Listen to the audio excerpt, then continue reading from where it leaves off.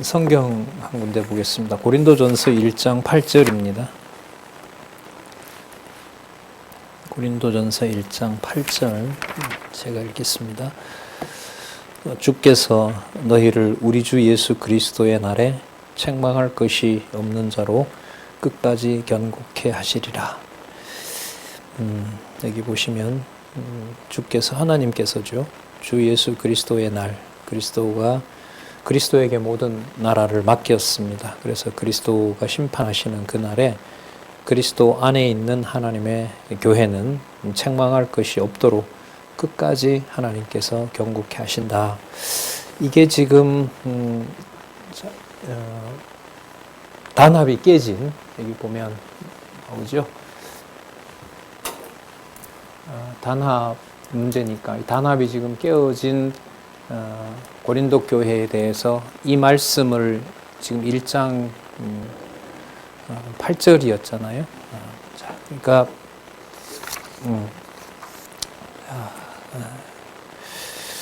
1장 8절에 있는 이 말씀을 먼저 사도 바울로 하여금 기록하도록 하십니다.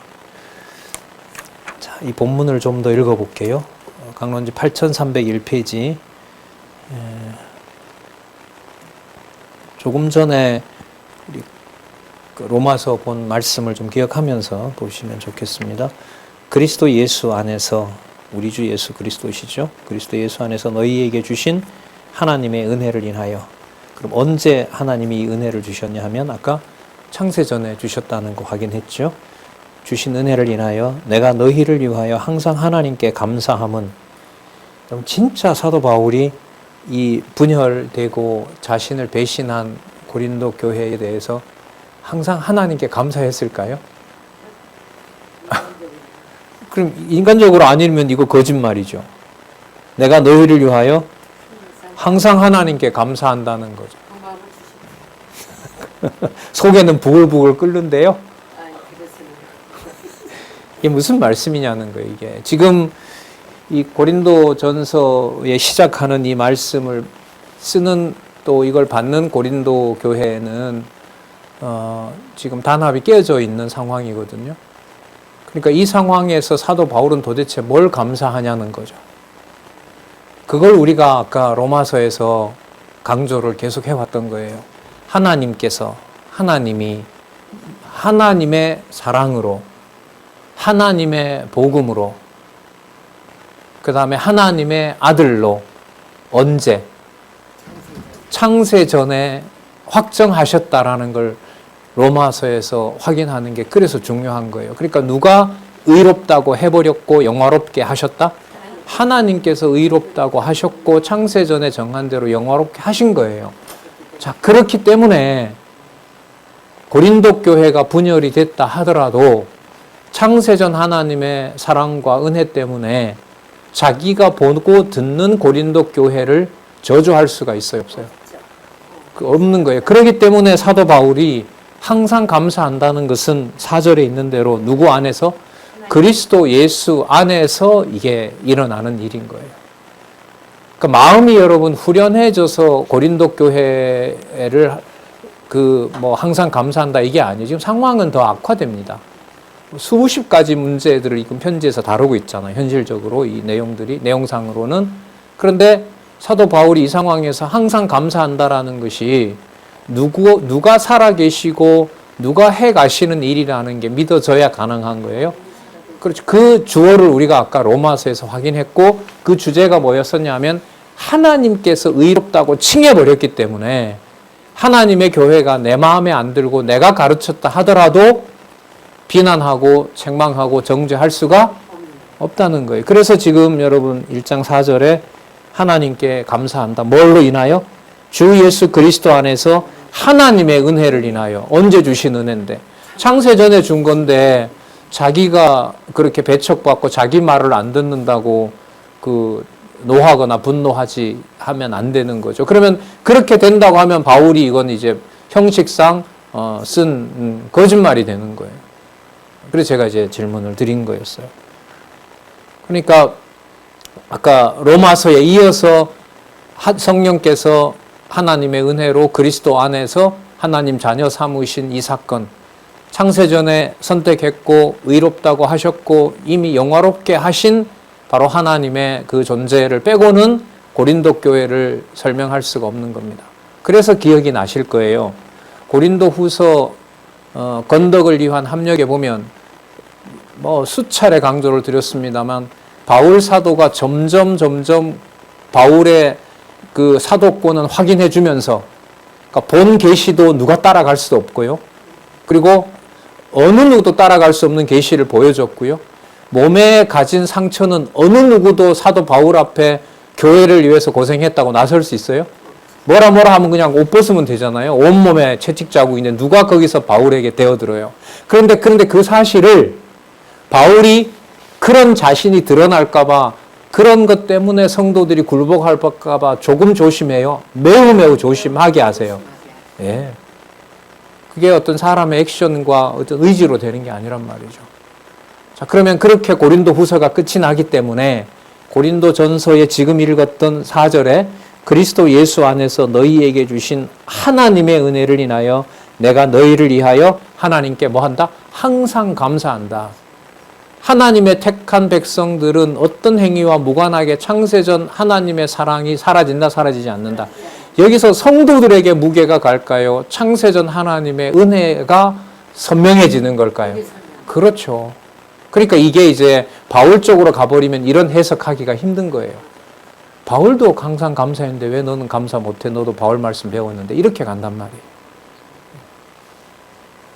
자, 보세요. 그는 너희가 그의 안에서, 그리스도 안에서 모든 일곱, 모든 구변과 모든 지식의 풍족함으로 그리스도의 증거가 너희 중에 견고케 되어. 자, 보십시오. 누구의 증거를 보는 거예요? 그리스도의 증거를 보기 때문에 혼탁한 고린도 교회를 자기 마음대로 평가할 수가 없게 하시는 거예요. 너희 그리스도의 증거가 너희 중에 견고케 되어 너희가 모든 은사에 부족함이 없이. 모두가 은사 가졌다면 교회가 풍요롭고 평안해야 돼요? 아니면 분란이 일어나야 돼요? 평안해야 되죠. 그럼 고린도 교회가 분란스러운 건 은사가 아닌 거네요? 아니에요? 은사 받았으면 평안해야 된다면서요. 근데 은사를 각자 받았다고 하면서 교회가 조각조각 갈라져 버렸잖아요. 그러면 그 은사가 아닌 거죠. 갈라지게 하는 게 은사예요, 그러면? 갈라지게 하는 걸 은사라고는 하지 않아요. 교회를 깨는 걸 은사라고 하시면 안 되죠. 그럼 가룟 유다가 은사 받은 거예요?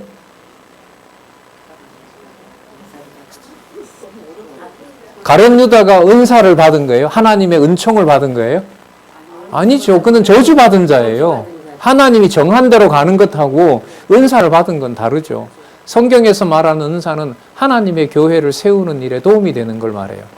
그러면 여기에 보면 너희가 모든 은사에 부족함이 없이 그리스도 예수의 나타나심을 기다림이라 이렇게 되는데, 그럼 현재 받은 은사라고 있다고 하면서 고린도 교회를 깨는 행위를 하는 것은 그 바른 은사가 아닌 거죠. 그래요? 그럼 맞아요? 은사가 맞아요? 교회를 깨는 게? 깨게 하시는 거지. 은사 자체는 은사 자체라고. 그 말이 안 되죠. 교회를 깨면서 하나님 저 이거 은사 받은 거예요. 이게 말이 돼요? 안 되는 거죠. 그건 아니지. 그러니까 그건 아니지. 그러면 바울이 말하는 말 이게 무슨 말이에요, 그러면? 너희가 모든 은사에 부족함이 없이 우리 주 예수 그리스도의 나타나심을 기다림이라. 자, 지금은 아닌데 나중에 그럼 가서 은사 받아요? 아니죠? 그럼 은사는 언제 받은 거예요? 진짜요? 창세 전에 받은 거 맞아요? 네. 하나님 백성으로 각각의 기업은 12지파 자녀를 선택하는 것처럼 각각 다 그 자녀들에게 지분이 있는 거죠. 제가 이런 질문을 좀 이렇게 드린 이유는 뭐냐면, 이 은사를 바울의 눈으로 봤을 때는 교회를 깨는 건데, 하나님이 하나님의 교회를 세워 나가실 때 하나님의 택한 백성들에게 각자가 자기에게 준 그 주권적인 하나님의 섭리를 통해서 자신이 받은 은사를 생각나게 하는 거예요. 예수님 비유처럼 받아서 그냥 사단이 와서 그냥 확 집어갈 때도 있고요. 좀 크지만은 뿌리가 깊지 않기 때문에 그때 가서 말라 죽는 경우도 있고요. 그 다음에 잘 크는 것 같은데 세상 염려와 재리의 욕심, 돈 욕심 때문에 넘어지게 하는 경우도 있고요. 그걸 가룟 유다를 통해서 하나님께서 이루시잖아요. 그리고 30배, 100배, 30배, 60배, 100배 어느 열매가 커요? 100배가 크죠? 30배는요. 사도 바울 받은 은사와 여러분들과 제가 받은 은사는 도저히 비교할 수가 없는 거잖아요. 예, 똑같아요? 어떻게 그렇게 30의 가만매를 한 번도 안 받아보고 바울이나 나나 같다고 그렇게 말할 수가 있어요? 너무 교만하신 거 아니에요? 30의 가만매 온몸에 상처투성이고 목숨을 경각에 달게 한 사도 바울, 그리고 하나님의 계시를 영원한 천국까지 보게 한 사도 바울이 골치를 아프게 하는 고린도 교회 성도들을 정죄하게 해요? 못하게 해요? 못하게 하시죠. 왜요? 그들이 누구의 자녀이기 때문에, 하나님의 자녀로, 여기서 중요합니다. 누구 방식대로 키우기 때문에. 그래서 그도 택한 하나님의 백성이라면 하나님으로부터 받은 기업과 은사가 있는 거죠. 그럼 이걸 여러분 우리가 판단하거나 짐작할 수 있을까요? 없어요. 그러니까 명령문이 안 된다는 거예요. 너 왜 그거 받고 그렇게밖에 안 하니? 말이 안 돼. 전혀 안 돼요.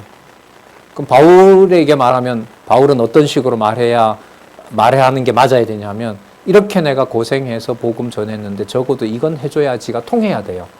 근데 고린도 후서 이게 통하게 해요? 뭐 통하지 못하게 해요? 통하지 못하게 합니다. 그래서 뭘 꽂아놔요? 육신의 가시 갖다 꽂아놔요. 사단의 사자를 보낸다 그랬잖아요. 그럼 사단의 사자를 보낸다는 건 바울 자신도 자기가 겪는 일에 대해서 알 수가 있다 없다? 납득이 안 된다는 거예요. 그걸 빼줘야 복음 전도가 되는 거 아니에요. 그럼 여러분 사단의 사자를 붙여준 게 저주예요? 하나님의 은혜를 깨닫게 하는 과정이에요? 그래서 내 은혜가 내게 조카도다 하는 거잖아요. 하시잖아요. 그럼 그게 바울에게만 그런 거예요? 고린도 교회 범죄하고 갈라지고 하나님의 택한 백성이라고 하면서 온갖 범죄 다 저지르는 고린도 교회 하나님의 백성이라면 그에게도 해당되는 거예요. 네. 그렇기 때문에 여러분 이 고린도전서 이 첫 서론이 여러분 이게 쉽지가 않더라고요. 저는 되게 어려웠어요. 그냥 그 인사로 일어나? 그냥 그 중에 몇 사람은 자기를 따라오니까 그 사람만 염두에 두고 이런 말을 하나? 그러니까 극히 누구 중심의 이해를 시작한 거죠? 바울 중심에. 바울이 그렇게 해가는 데다 계속 초점을 맞추니까 이 말이 읽을수록 거리가 멀어지는 거죠. 근데 우리가 고린도 후서까지 봤더니 바울로 하여금 그 확신을 주면서도 그리스도의 교회이고 주 예수 그리스도가 머리이시고 하나님이 창세전에 베풀어 주신 은혜의 기업을 받은 자고 이미 영화롭게 한 자이기 때문에 자기 기준으로 고린도 교회를 성도와 교회라고 부르면서 자기 할 말을 다 할 수가 없게 하시는 거예요. 이게 여러분 이제 양육의 로마서 다음에 나오는. 그러면 여러분 로마서 마지막에 창세전 은혜의 비밀의 계시를 받아서 하나님 자녀 된다는 그 내용이 고린도전서 앞부분을 이해하는데 중요해요, 중요하지 않아요?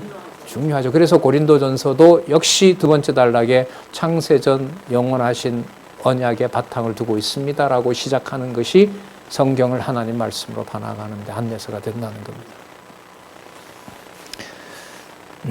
그래서 8절이에요. 주께서 그러면서 약속을 확인합니다. 주께서 너희를 우리 주 예수 그리스도의 날에 책망할 것이 없는 자로 끝까지 경고케 하시리라.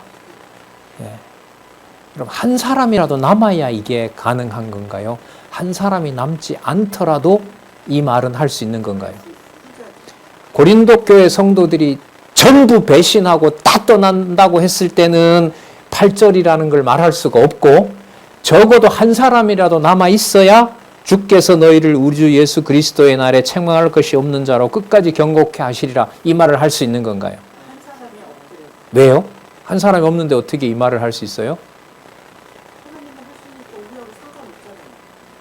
아무도 없는데 고린도 교회가 수신자인데 수신자에 남아있는 사람이 한 사람도 없는 건데 거기에다 대고 축복을 하고 소망을 갖는다는 게 가능해요?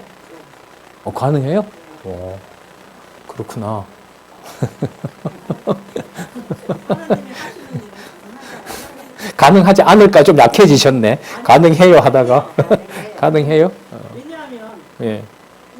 우리 출애굽 가나안에서도 60만 다 죽여도 2명 남았. 그때 뭐또 그 2명 남았으니까. 2명 남았으니까 그러니까 2명이 남았든 안 남았든 하나님이 언약하신 건 그대로 되기 때문에 가능합니다. 그러니까 약속의 내용인 사람이 한 사람도 없는데도요. 네. 그러면 약속이 공허한 거죠. 내용이 없는데. 아니지. 그렇지 않은 거. 안 와요. 예? 그렇죠. 네. 예, 그렇게 가정교회 보시면 돼요. 그렇게 괴롭히는 가정 자녀들 보시면 된다고요. 그러면 지체들도 그렇게 보시면 되고요. 그리고 혼자 외롭게 힘들게 뭔가 다 끝날 것 같이 보이는 분들도 이 기도가 해당이 된다는 거죠. 된다는 거예요. 자, 그러니까 이게 누가 주신 마음으로 하는 기도가 아니에요. 사람의 위로, 고린도 교회에 그 안부를 전하려 온 사람들 얘기, 그들 얘기를 듣고 바울이 납득했기 때문에 이런 기도를 하는 게 아니라는 거죠. 그래서 아까 로마서 끝부분에 나타난 그 내용이 너무 중요한 거죠. 그러니까 이게 공허해지지 않으려면은 진리의 말씀으로 하나님에 대한 섭리가 믿어지지 않게 하면 이거는 바울이 모든 아시아 교회가 다 떠나있다고 했을 때는 배신감과 서운함밖에 없죠. 그런데 여러분 재밌는 게 고린도 전후서의 제목이 뭐냐면 교회 체제래요. 고린도 그 에베소 교회 아시아 교회가 전부 체제가 다 붕괴됐고 다 거기 보면 다 떠났다고 했거든요. 바울이 죽을 무렵에 그 로마 감옥에 있을 때는 아시아 교회의 동력자라고 부를 사람이 한 사람도 없다는 거예요. 그런데도 여러분 디모데에서 시작할 때 보면 여전히 찬송하고 하나님의 뜻대로 부름받았다는 말을 하게 할까요? 하게 하죠. 하게 하죠. 그럼 그 말이 무슨 뜻이겠어요? 하나님의 교회를 하나님께서 다스리시고 하나님의 방법으로 다스려 가시고 하나님의 영광을 드러내신다는 쪽으로 사도 바울에게 그 마음을 주셔야 그 기도가 가능한 거죠. 체제가 붕괴됐는데 체제를 갖춘다는 것은 실패했는데 다시 또 내가 뭔가 해보겠다는 어리석은 발상이거든요. 인간적으로 말하면. 그러나 거기에는 바울의 이름을 빼버리고 누가 하신다는 걸 넣으면 하나님께서 성령께서 이렇게 넣어버리면 그 말을 할 수가 있는 겁니다. 그래서 여러분 여기 8절과 9절에 우리를 불러 그의 아들 그리스도 예수 우리 주로 더불어 교제케 코이노니아죠. 더불어 교제케 하시는 하나님은 뭐하시다? 미쁘시다. 미쁘시다. 그 상황은 지금 분열되어 있는데 뭐가 일어난다고 얘기해요? 교제가 일어난다는 거잖아요. 그러니까 하나님의 성령이 그 안에 내주하시는 하나님의 백성들의 경우에는 뭐가 일어나고 있어요? 교제가 일어나고 있어요.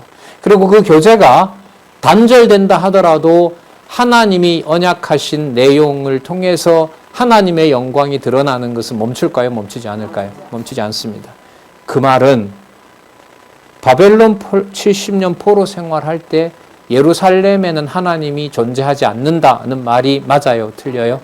네, 그 말이 안 통하는 것과 똑같아요. 그래서 그렇게 사람이나 상황에다가 맞추게 되면 바벨론에 의해서 망한 것은 누구 때문이다, 어떤 상황 때문이다라는 걸로 평가가 가는 거예요. 이제 우리가 고린도후서에 배운 대로 하나님은 철저히 그것을 이제 차단하시고 전적으로 하나님께서 언약하신 대로 하나님의 교회가 단합하고 또 그 다음에 일치와 화해와 협력으로 가는 이 내용들을 우리로 하여금 선명하게 알게 하셨습니다. 조금 더 보면은요, 단합, 일치, 화해, 협력 이렇게 가는데 단합을 저해하는 요인들을 알려주고요. 뭐 당장 나타나죠. 인간에게 속하여 분열됩니다. 그럼 인간에게 속한다고 했을 때 바울 자신도 저 내용에 들어갈까요? 안 들어갈까요? 들어가죠. 일단 바울이 자신을 따르는 사람들하고 바울이 만약에 한패가 된다고 하면 이제 끝나는 거죠. 그야말로. 그러니까 복음을 가지고 하나님의 복음으로 하나님의 사랑을 자기가 갈취하는 일이 벌어지는 거죠. 자, 그 다음 육체로 자랑하지 않도록 해야 가능하다는 거. 그 다음에 여기 나오죠. 단합이 이루어지는 조건. 누구에게 속해야? 하나님께 속해야. 뭐 바울은 가만 놔둬도 하나님께 속할 거 아니에요. 그죠? 바울을 빼고 고린도 교회만? 아니죠. 절대로 그게. 그럼 제가 이 말씀 드린 이유가 성경 신학에서 누구보다가도 성경을 많이 알고 있는 우리 자신들이라고 스스로 자부하기 때문에 그게 조건이고 그게 말씀을 전하는 내 상황이 좋아진 거라고 우리가 착각하기 때문에 그런 우를 많이 범했기 때문에 이런 걸 한 번씩 이렇게 말씀을 또 제가 그랬기 때문에 어리석은 것을 좀 이렇게 고백을 좀 드리는 겁니다. 자, 그 다음에 단합이 깨져버리게 되면 이제 온갖 자기 할 짓을 다 하게 되는 거죠. 그리스도가 심판자도 필요 없고 몸은 성전인데 막내 갖다 버리는 거고요. 그 다음에 성전을 더럽히게 되는 거고요. 자, 그 다음에 상황이 더 악화되게 되면 누가 살 궁리를 하게 돼요? 인간 자기가 살 궁리를 하게 돼요. 예루살렘이 곧 있으면 망하고 유대인의 대환란이 이제 시작이 되거든요. 자, 그런 상황에 대해서 하나님께서 대처하도록 그렇게 해주셔야 되는 문제라는 것을 알려주는 겁니다. 자, 그리고 일치를 이루시려면 그러면 하나님께 속해야 되고 하나님이 해주셔야 된다는 것인데 사도 바울이 전한 복음 외에 다른 복음을 듣게 되면 거짓 지도자들의 복음을 듣게 되면 일치가 될까요? 안 될까요? 그럼 이때 일치는 창세 전에 하나님께서 그리스도 안에서 선택해 준 이 비밀을 알려주는 것이 일치의 유일한 안내예요. 그러면 그것은 사도들을 통해서 기록한 말씀, 사도들이 전한 말씀 외에 다른 게 들어오면 돼요? 안 돼요? 안 되는 거예요. 그래서 여러분 여기 보시면 사도들의 권리를 양보하게 하면서 사도들은 말씀만 전하도록 하세요. 아셨어요? 첫 번째가 사도의 권리 양보하잖아요. 사도 권리 양보한다는 게 사도들이 복음을 포기하는 거예요? 복음만 전하도록 하는 거예요? 그렇죠. 만 전하도록 한 거죠. 그래서 사람의 종이 되고요. 악한 자들은 하나님이 알아서 광야에서 죽이신 것처럼 처리하세요. 그러니까 앞뒤를 보고 자신에게 준 은사를 따라서 복음만 전하면 되는 거죠. 내 사람 챙기려는 게 아니라. 그래서 그것은 바로 자기 유익이 아닌 타인의 유익을 추구하게 합니다. 그리고 일치가 이루어지는 요건을 각자 자기가 가지고 있는 전통이나 또 자신의 욕심에 따라서 먹고 마시고 이렇게 되면 그 일치를 이룰 수가 있어요? 없어요? 없습니다. 하지만 그리스도를 머리로 한 바로 그 교회가 일치된 상황은 깨어질 수가 없는 거예요. 그것은. 그런데 조건이 하나 있어요. 자, 13장에 가면 최고의 은사 뭐가 나오죠? 사랑이 나오죠. 그죠? 아까 여러분 이게 로마서에서 이미 나왔었죠. 하나님께서 하나님의 사랑으로 하나님의 복음을 약속하신 복음을 하나님의 아들들에게 주 예수 그리스도 안에서 창세전에 언약한 대로 주셨다. 나왔었잖아요. 자, 그렇다면 최고의 은사인 사랑이 아니면은 일치가 이루어질 수가 없는데 그 사랑은 사도 바울의 행위로 말미암는 걸까요? 전적으로 하나님의 권위로 되는 걸까요? 그 권위가 성경 권위고 온전한 것이 온다라고 사랑장이라는 바로 13장에서 온전한 것을 소개합니다. 그러니까 오직 뭐만 남게 해요?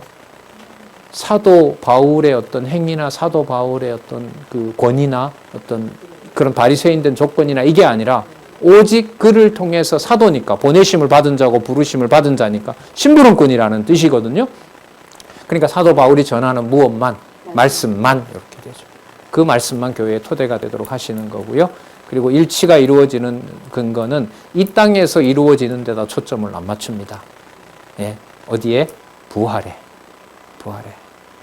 아까 여러분 우리 다루었던 문제가 부활에 와서 설명이 되면 설명이 돼요. 여러분 하나님의 교회를 서로 성도들이 서로 싸우다가 여기 송사 나오죠. 두 사람이 서로 송사해가지고 둘이 이런저런 이유로 둘 다 서로 싸우다가 죽어버렸어요. 지옥 갔죠. 하나님의 교회 욕하다가 여러분 성경신앙 욕하다 죽은 사람 다 지옥 갔죠. 예? 안 돼요? 교회에 해를 끼치고 성도에게 못된 짓 하다가 죽었어요. 지옥 갔죠? 아니 교회 안에도 부택자예요. 아, 간단하게 대답을 해주셔야 돼요. 말이 안 되죠. 왜 말이 안 돼요? 뭘 했기 때문에 지옥 갔다고 말했잖아요, 제가. 그게 말이 돼요, 안 돼요? 안 돼요. 안 되는 거예요. 이거 왜? 누구 이름이 빠져 있으니까. 그렇게 얘기해도 빨리 답을 못 하신다. 하나님 빠져 있으니까. 하나님 빠져 있으니까.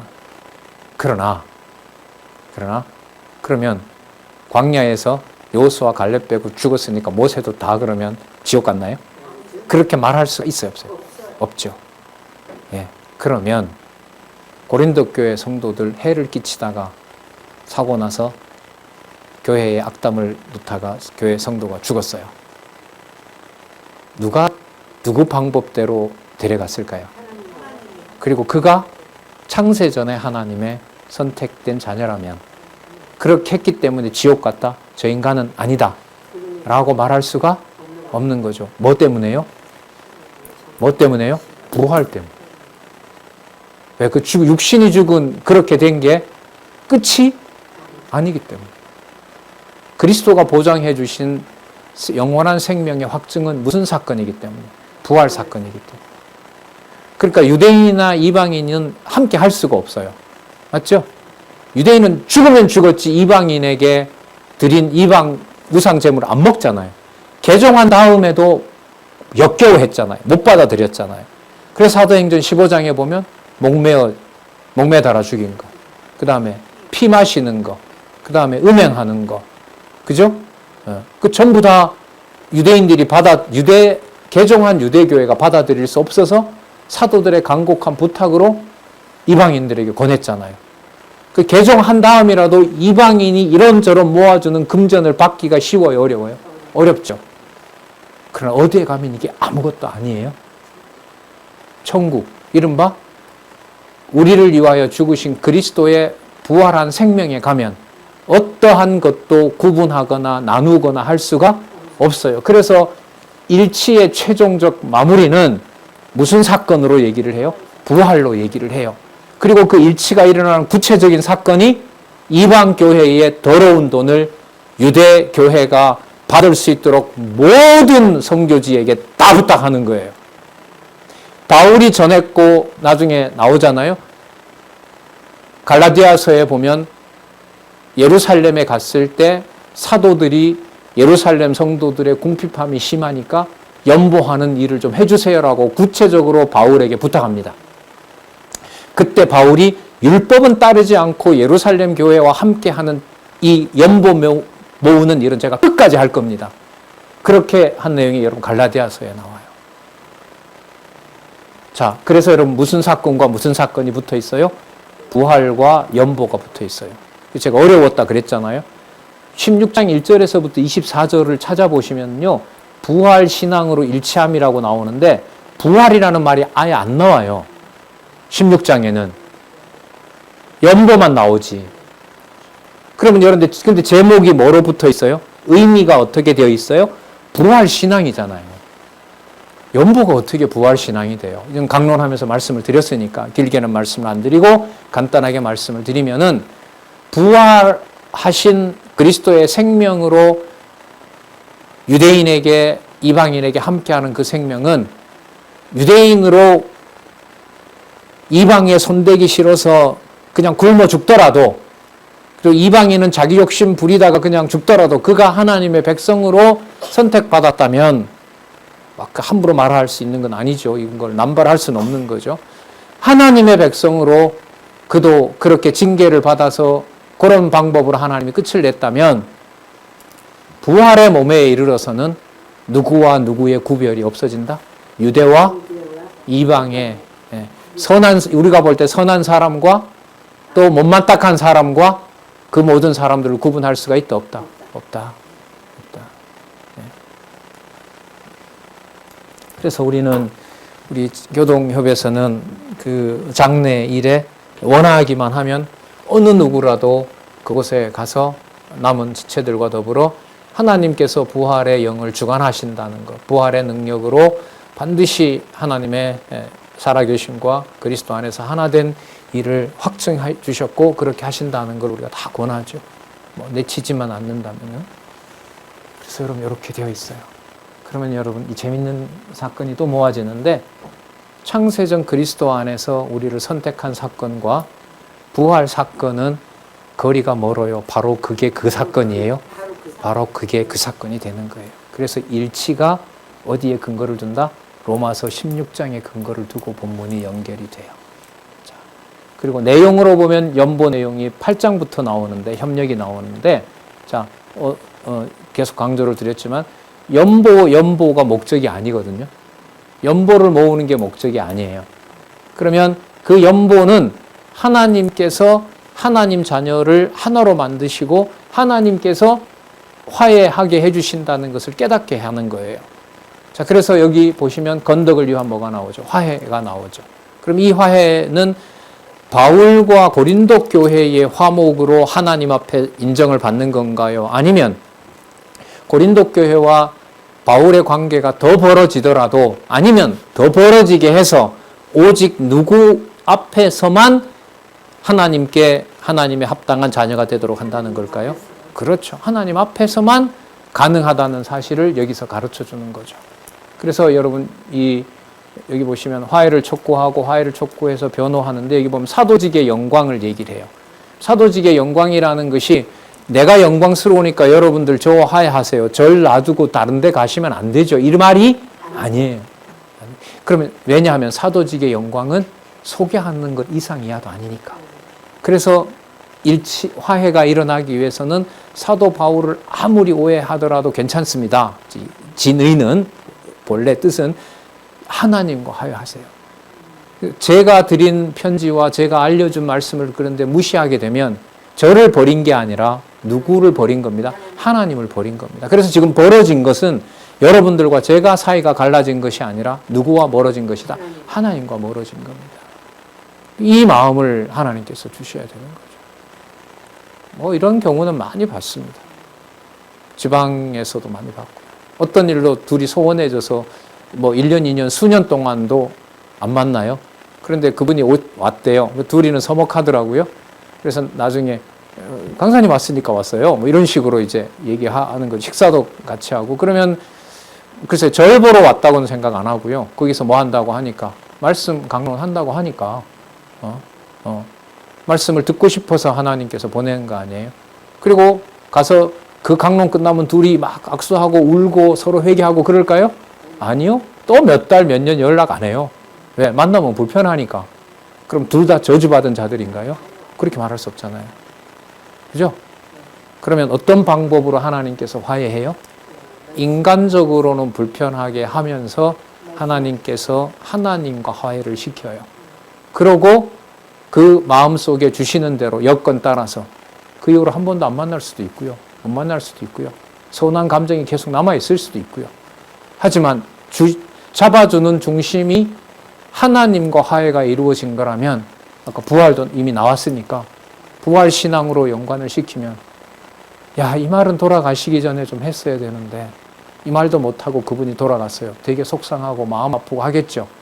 하지만 무슨 신앙으로 변명이 아니라 간절하게 하나님께 기도를 할 수 있어요? 하나님 부활을 약속하셨사오니 그때에는 이 모든 멍청한 생각들을 다 떨쳐놓고 그리스도 안에서 교제할 수 있게 해주십시오. 하나님의 택한 백성이라면 그렇게 진리한 일을 하시겠죠. 이런 마음을 사도 바울이 사도직을 가지고 함부로 자기 행세를 하게 해요? 못하게 해요? 못하게 해요. 누구와 화해가 되어야 되니까? 하나님과 화해가 되야 되니까. 너무너무 권위가 있는 말씀입니다. 자, 그리고 여기 또 보시면은 협력을 촉구하고 전 교회들이 협력하자고 하기도 하고 하는데 하나님께서 다시 사도권을 건드려요. 그러니까 무슨 뜻이냐면 하나님과 화해가 일어나도록 하나님이 하셨잖아요. 그러면 성도들이 이제 화해를 합니다. 서로 합력하고 서로 아름다운 일을 하려고 해요. 이럴 때 사도 바울이 가서 막 관여하는 게 여러분 얼마나 그 일을 더 빠르게 추진할 수 있어요. 왜? 이쪽 사람과 이쪽 사람이 갈라졌는데 이쪽 사람도 바울을 의지해야 되고 왜? 바울을 통해서 말씀 배웠으니까. 그죠? 이쪽에 있는 사람도 누구를 의지해? 바울을 의지할 거 아니에요. 그럼 이 두 사람이 이제 화해할 무드가 되면 바울이 거기에 딱 개입하면 얼마나 일이 빠르게 진행되면서 화해 속도가 붙을까요? 그죠? 가장 좋은 방법이잖아요, 그게. 안 그래요? 예. 그런데 무슨 문제를 남겨뒀냐 하면 바울이 연보했다는 데서부터 시작해서 어쨌든 이쪽이든 저쪽이든 간에 사도 바울이 연보에 관심이 있다는 것으로 사람들이 오해하게 합니다. 예. 만약에 이게 연보 문제가 아니었으면은요, 바울 보고 뭐 오라고 하든지 안아주든지 했을 거예요. 그런데 이게 어디에 넣어버리냐, 거대한 거액의 연보라 그랬잖아요. 거액의 연보, 온 대륙에서 다 모았으니까 얼마나 많은 연보겠어요, 그게. 자, 그러면 그 연보하는 일에 바울로 하여금 오해가 생기도록 하고 사도 바울의 사도권을 의심하게 해요. 자, 그런데 여러분, 바울은 사도가 맞습니까? 아닙니까? 맞죠? 그러면 먼저 하나님은 사도 바울이 사도가 맞다는 것, 어느 누구도 따라올 수 없는 하나님의 심부름꾼이라는 것을 삼층천을 통해서 사도가 맞다는 걸 확증해줘요. 그죠? 그럼 자, 그 다음 또 보세요. 확증받았으면 이쪽 저쪽 누군든 사도 바울의 사도권을 문제 삼을 수 있어요? 없어요? 없죠? 그럼 이제부터는 누가 가서 얘기하면 다 들어야 돼요? 사도 바울이 가서 다 얘기하면 다 들어야죠. 그런데 그런 사도 바울 자신이 그런 경우가 되는 걸 원해요? 아니면은 극히 조심하게 해요? 조심하게 하죠. 왜요? 자기가 중매자인데 자기가 신랑이 될까봐. 그러면 여러분, 화해가 일어나고 화해 다음에 서로 협력이 일어나는 이 상황에서 하나님께서는 그것마저도 누가 해 가시는 것으로 마무리를 해요? 하나님이 해 가시는 걸로. 창세전 하나님이 정했기 때문에 하나님이 하시는 것이 은혜의 온전함이기 때문에 그걸 하나님께서 해 가신다라는 내용이 간단하거든요. 여러분 8장에서부터 13장은요. 연보 제대로 모아서 예루살렘에 제대로 보내는 거예요. 일로 보면. 근데 이 사이에 하나님이 뭘 넣냐 하면 사도권이라는 걸 문제를 다시 또 삼게 해요. 전서부터 시작해서 계속 이 사도권이 문제가 되는 거예요. 그리고 대적자들은 사도 바울이 저렇게 온몸을 던져서 자기가 받은 그 후원도 고린도 교회에 다시 주는 것처럼 말을 해도 마지막의 목표는 연보에다 두고 있고 그 연보를 모았을 때 사도 바울은 거기에 욕심을 내려는 거다. 그래서 나머지 모든 잘한 내용들도 사도 바울이 쇼한 거다. 이 악소문이 돌게 하잖아요. 자, 그래서 사도가 맞다는 것은 확인해줘도 고린도 교회 성도들이 합력하는 일에는 나중에 간다곤 하지만 자기가 먼저 가지 않죠. 사도 자기와 함께하는 동력자를 다 보내잖아요. 동력자를 보내는 것은 자신의 마음과 동일한 분이니까 보내는 건데 저쪽에서 봤을 때는 문제가 되고 있는 사도니까 바울은 갈 수는 없는 거예요. 마음 놓고 갈 수는 없어요. 상황도 그렇지도 않고. 그러나 동력자를 보냄으로 해서 바울과 같은 마음의 동력자가 가서 그 일을 같이 합력하도록 하는 거죠. 이렇게 하시는 이유는 바로 협력을 통해서 하나님의 교회를 양육시키는 것이 시종일관 누구의 능력으로 된다? 하나님의 능력으로 된다는 사실을 알게 하는 겁니다. 그렇다면 여러분, 사도 바울을 끌어가는 것이 바울의 자신의 어떤 율법적인 지식이나 바리새인이 가지고 있는 그러한 지식의 풍부함 때문에 그런 걸까요? 하나님의 말씀이 전적으로 강권하니 그럴까요? 후자이죠. 그게 갈라디아서 처음에 복음의 절대성으로 나오는 거예요. 그러면 이제 말씀드릴 수 있겠죠. 고린도 후서 건덕을 위한 협력이므로 바울이 어떤 것도 손댈 수 없고 바울은 절대 진리에 복종하게 됐으므로 오직 그것은 그리스도의 계시로 된 것이므로 갈라디아서의 첫 부분에 보면 복음의 절대성이 나올 수밖에 없는 거예요. 그러니까 뭘 빼고는 연결이 안 돼요? 건덕을 위한 협력, 이 상세한 내용들을 빼고는 복음의 절대성, 그리스도로의 계시로 났다라는 게 연결이 안 되는 거죠. 그러니까 아름다운 연보가 누구의 능력으로 된 것이다? 하나님의 말씀의 능력으로 되었다는 사실을 충분히 깨닫게 한 다음에 갈라디아서에 가서 복음의 절대성이므로 인간의 어떤 행위라도 하나님의 백성 되는 것에, 하나님의 은혜를 받는 것에는 관여할 수가 없다라는 내용이 복음의 은혜성입니다. 그러므로 성도들에게 열리는 열매는 전적으로 누구의 열매다? 성령의 열매다. 이게 고린도전서 생활에 대한 교훈에 가면 나오는 거죠. 그리고 일체 사소한 것 하나라도 복음과 타협을 하도록 합니까? 절대로 못하게 하십니까? 못하게 하죠. 그러면 뭐 기억나시겠지만 다음 주에 안식일에 가면 유대인들이 먹을 것도 주고 유대인들이 살아갈 수 있는 방법도 열어주고 하는데 삶도 공공하고 자기 편은 없고 오직 기억나는 건 바울이 전해준 복음, 유대에게 준 그 저 복음은 하갈에게 준 것이고 유대 예루살렘 땅에 있는 것은 저것은 땅에 속한 거고 저것이야말로 율법이고 이렇게 절대적 진리를 들었기 때문에 그 안식일에 또 할례에 이방인을 참여하라고 한다고 해서 갈 수가 없는 거죠. 갈 수 없게 하시는 거죠. 하지만 몸에 또 자신의 신변에 혹은 자신이 생활해 가는 데 있어서는 뭘 봐야 돼요? 손해를 받을 뿐만 아니라 그렇게 하는 자를 말렸다는 이유로 매질도 당해야 되는 거예요. 그게 누구의 열매라고요? 성령의 열매라는 겁니다. 그러니까 갈라디아서 사건은 단순합니다. 다음 주에 유대인에게 함께 가서 살고 편안하게 지내느냐, 안 가서 내맞느냐 이 문제예요.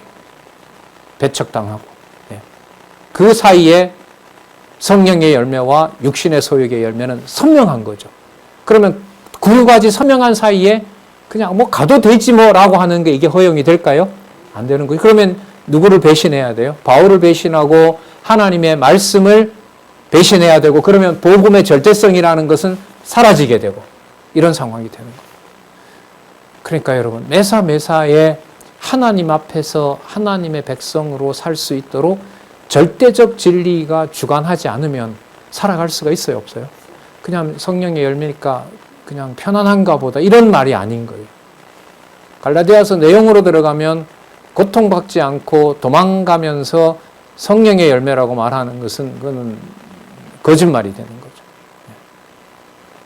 물론 그것 때문에 그런 방식으로 일시적으로 넘어진다고 해서 뭐 지옥 가는 건 아니겠죠. 그 맥락은 아니니까요.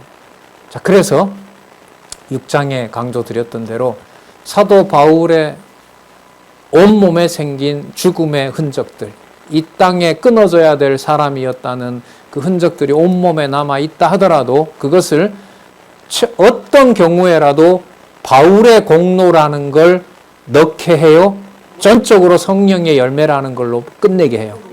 성령의 열매라는 걸 끝내게 해요. 그래서 누구의 흔적밖에 없다?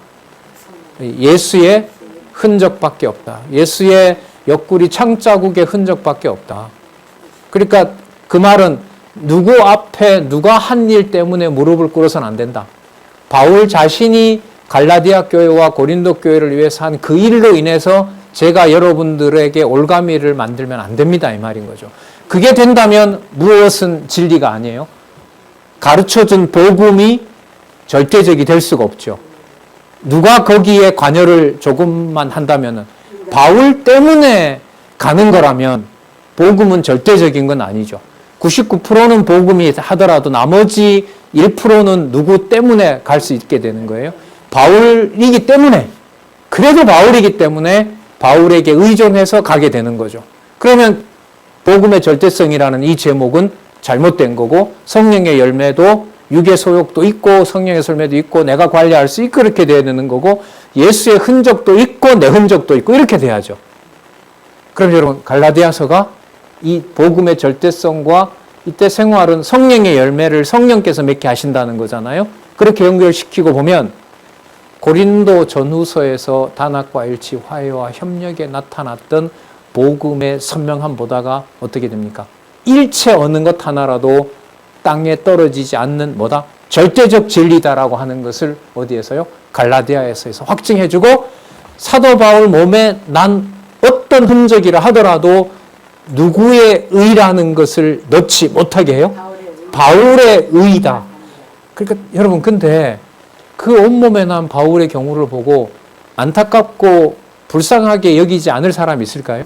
없단 말이죠. 인간적으로는 불가능한 일이에요. 그것도 저렇게 맞은 게 누구를 위해서? 이방인인 우리를 위해서 복음을 전하려고 하다가 그렇게 된 거기 때문에 그러면 실질적으로 사도 바울의 그 흔적을 보면서 우리의 인간의 이 마음이 누구에게로 향할 수밖에 없어요. 바울에게 갈 수밖에 없어요. 이건 떨칠 수가 없어요, 인간이. 그런 상황에서 바울은 그 자신에게 동정을 주고 연민과 함께 고통에 참가하고자 하는 그 열성들이 일어나는, 그래서 뭐까지 빼주려고 했다 그랬어요. 눈까지 빼주려고 했다는 거잖아요. 누구에게? 바울에게. 그런데 그게 바울이 가고 나니까 무너져요. 그럼 이 말은 무슨 뜻이냐면 눈까지 빼어주려고 하던 것도 진리가 서지 않으면은 비진리로 넘어갈 수밖에 없는 거죠. 그럼 돌아오면 바울에게 눈이라도 빼주고 싶은 그 마음에서 성령의 열매여야 되고 복음의 절대적 능력이어야 되는데, 바울의 어떤 행위 때문에 그 행위를 바울에게 갚고 싶은 마음이 있다면은 복음의 절대성도 아니고 성령의 열매도 아닌 거죠. 그러니까 한 마디, 한 획, 한 글자라도 한 행위라도 복음의 절대성과 순수성을 사도 바울로 하여금 썩게 한다, 썩지 못하게 한다. 썩지 못하게 해요. 오히려 하려고 하면 도망가야 될 판인 거죠. 사도행전에 보면 그 스스와 그 하늘의 신이 내려왔다고 하니까 사도 바울이 거기서 막 옷을 찢고 막 말리잖아요. 오히려 그렇게 하고 싶은 거죠. 적어도 이것만큼은 바울 선생님 고생했습니다라고 하면 갈라디아서의 논리대로라면 그걸 사도 바울이 받을 수가 절대로 받을 수 없어요. 왜? 절대 복음은 누구이기 때문에, 무엇이기 때문에? 복음이기 때문에. 그러면 아까 로마서에서부터 창세전에 하나님의 은혜와 하나님의 의로움을 확정한 그 엄청난 사건을 통해서 갈라디아서에서 성령의 열매로 끝을 맺고 예수의 흔적으로 정리가 되는 걸로 본다면은 다음에 나올 내용은 어떤 터럭 하나라도 어떤 사람에게 의존하고 사람을 올리는 것으로 하는 내용이 나올까요? 안 나올까요? 나와서도 안 되는 거죠. 그러면 여러분 그 다음 내용이 3장이 뭐냐면 교회 무장이잖아요. 그럼 무장은 무엇은 전부 무장 해제시킨다는 거예요. 인간의 모든 행위를 무장 해제시킬 때, 잘 연결되게 됩니다. 무장 해제시킬 때 바로 갈라디아에서 말했던 무엇의 절대성? 하나님의 말씀에, 여러분 이 복음이 아까 로마서에서 나왔잖아요. 누구의 복음이라고 했어요? 하나님의 복음이라고 했잖아요. 그럼 하나님의 복음이 뭐가 되려고 하면 절대성이 됐기 때문에 전적으로 은혜가 되는 거 아니겠어요? 그러면 에베소서에서 말하는, 성경 신학에서 말하는 제3장 교회 무장이라고 했을 때 그 무장의 주체와 방법은 누가 절대로 관여할 수 없게 되어 있다? 인간이. 자, 이런 맥락에서 전통 신학은 에베소서, 빌립보서, 골로새서를 옥중서신이라고 부르는 겁니다. 틀린 말은 아니지만 거기에 왜 그 내용이 그쯤에 들어가 있느냐, 그거는 설명할 수가 없는 거죠. 성경 신학에서 이 설명을 하고 있는 겁니다. 이 내용이 세 편의 에베소서, 빌립보서, 골로새서의 이 옥중서신이라고 하는 사도 바울의 이 글이 교회의 무장과 관련된다는 것.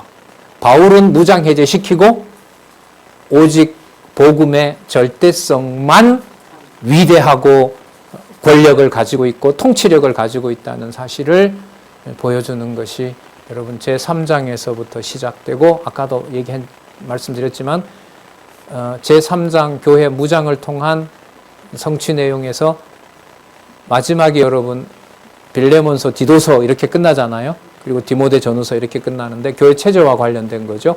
교회 체제가 에베소 교회를 비롯한 아시아 교회가 전부 뭐 하도록 하는 것, 다 떠나도록 하는 것도 그게 체제가 붕괴가 되는 것이 아니라 갈라디아서와 연관시키면 누구의 복음이 절대적이다라는 것, 하나님의 복음이 절대적인 것이고 하나님의 복음이 세우고 하나님의 복음이 심판한다는 사실과 직결되는 겁니다. 그럼 교회 체제는 인간의 공로로 쌓여가느니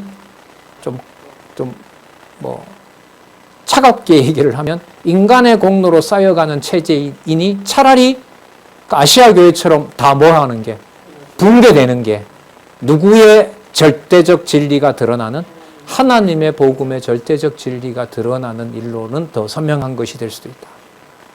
그럼 여러분 많은 부분에서 가정교회를 볼 때 적어도 이 부분은 뭔가 되어 주어야만 된다는 게 허용이 될까요? 안 될까요? 뭐 때문에요? 하나님의 복음의 절대성 때문에. 아, 하나님 이걸 건드시나?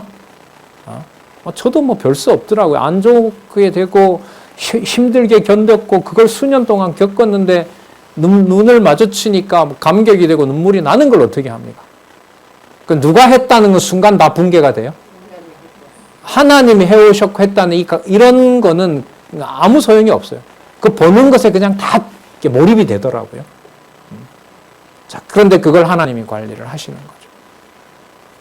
자, 여러분, 이게 이제 우리가 다음에 들어갈 바로 교회 무장, 그 무장의 강력한 토대, 절대성과 성령의 열매와 터럭 하나라도 누구의 흔적이 아닌 누구의 흔적이다? 인간의 흔적이 아닌 누구의 흔적? 예수의 흔적이다. 자, 그 내용의 핵심이 바로 제 3장에 가서 교회 무장을 통한 성취 내용에 나옵니다.